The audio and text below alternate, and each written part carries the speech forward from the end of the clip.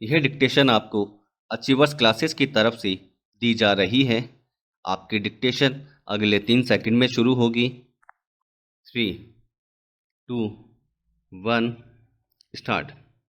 1 30 साल का बच्चा जब कभी यूक्रेन युद्ध की बात सुनता है तो एक ही बात कहता है कि वह युद्ध करने वाले बुरे व्यक्ति को हरा देगा, उसे कांटों के झाड़ में फेंक देगा, टावर से गिरा देगा या उसकी जमकर धुनाई करेगा।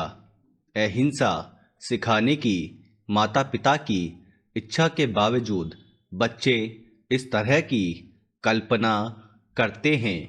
यह एक बच्चे के मन की बात है जो यूक्रेन युद्ध से बिगड़े हालात को जल्द से जल्द ठीक करना चाहता है। पैरा। आजकल बड़ी संख्या में लोग इसी तरह की कल्पना कर रहे हैं।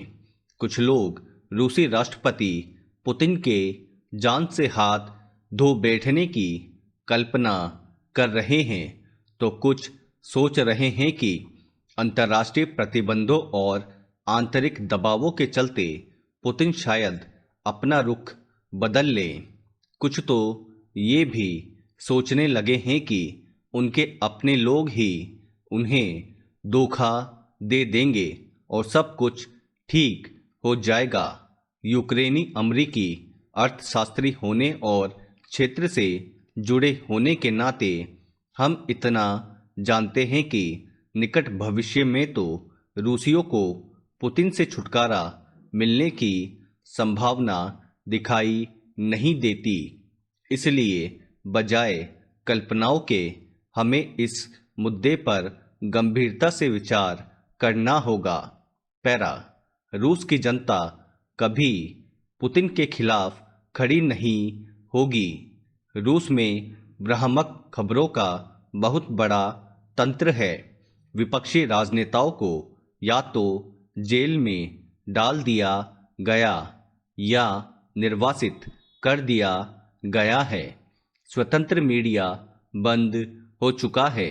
रूसी जनता अपने राष्ट्रपति के साथ है और उनका मानना है कि रूसी सेना ने नागरिकों को निशाना नहीं बनाया और यूक्रेन के लोग नाजी हैं। यहाँ तक कि रूस में रह रहे यूक्रेन वासियों के रिश्तेदार भी रूसी सेना के अत्याचार की बातें नकारते आए हैं। और तो और हमले के बाद पुतिन की रेटिंग बढ़ी है। खैर, इतनी उम्मीद तो अभी जरूर है कि प्रतिबंध लोगों की आंखें खोलने के लिए काफ़ी होंगे।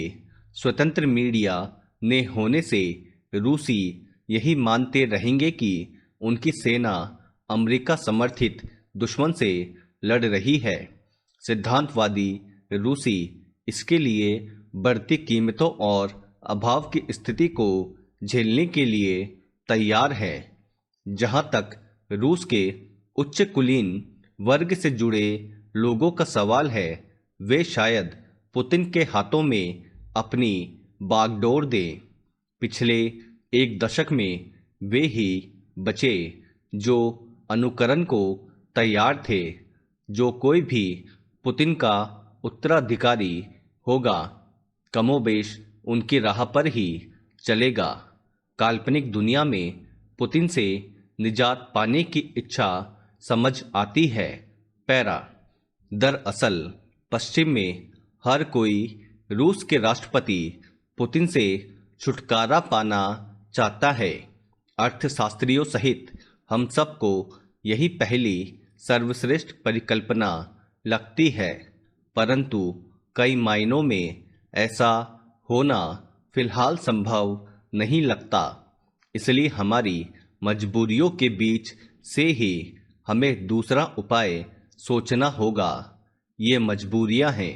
रूसी पुतिन को युद्ध करने से नहीं रोकेंगे। पुतिन हार की शर्मिंदगी नहीं उठाना चाहेंगे। ऐसे में अमेरिका और यूरोप के पास क्या विकल्प रह जाएगा? वास्तविकता यह है कि पुतिन यूक्रेनी शहरों को तबाह कर देंगे।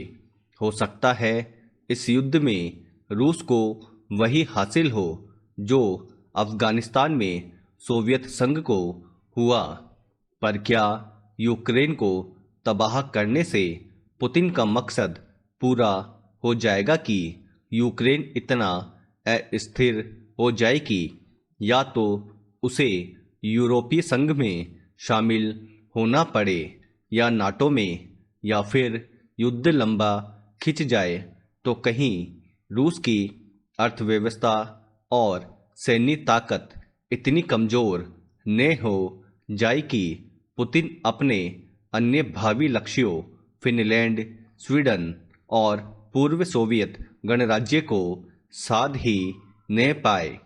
पुतिन समस्या का समाधान निकालने के लिए दूसरे उपाय पर गंभीरता से विचार करने की जरूरत है जो मानवीय स्तर पर स्वीकार्य हो।